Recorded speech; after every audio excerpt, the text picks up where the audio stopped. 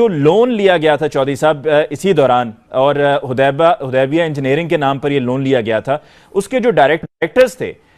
उनके नाम पे तो लोन नहीं था, लिहाजा उनको तो इम्यूनिटी नहीं हासिल थी इकोनॉमिक रिफॉर्म्स एक्ट 1992 के तहत। नहीं, उनको इम्यूनिटी इस हवाले से हासिल थी कि वो जो कंपनी के डायरेक्टर्स थे, कंपनी ने जब लोन लिया, कंपनी ने लोन लिया against the pledge of bank accounts in its name, और वो सारे डॉलर अकाउंट या US Great Britain pound accounts थे, और उनके अगेंस्ट जब आपने रुपए में लोन ले लिया तो उससे आप यहाँ मिल लगा सकते हैं, आपने फैक्ट्री लगा ली, आपने ज़मीन खरीदी, आपने मशीनें खरीदी, आपने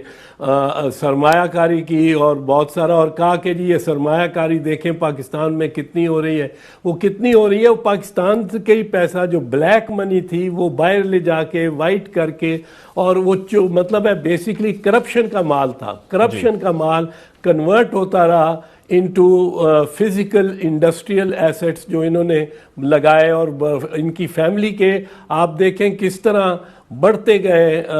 यूनिट्स। एक यूनिट था 1981 में जब मियां साहब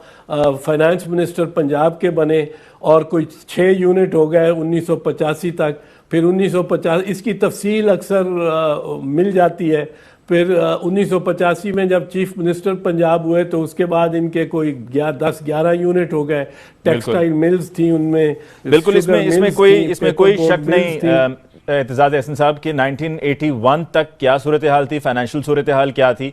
फिर 1981 के बाद 1985 तक सूरत हाल कैसे इंप्रूव हुई कि जब चीफ मिनिस्टर पंजाब बने नवाज शरीफ साहब, फिर 1990 से लेकर 1993 तक के जब पहली मरतबा प्राइम मिनिस्टर थे, उस वक्त जैसे कि भी आपसे डिस्कस भी हुआ कि इकोनॉमिक रिफॉर्म्स एक्ट 1992 लाया गया, और आपने आज व्यूअर्स को ये तफसील ग्रेजुअली 1981 से लेकर 1993 तक बयान कर दी कि ये सब क्या क्या कुछ होता रहा और कैसे होता रहा।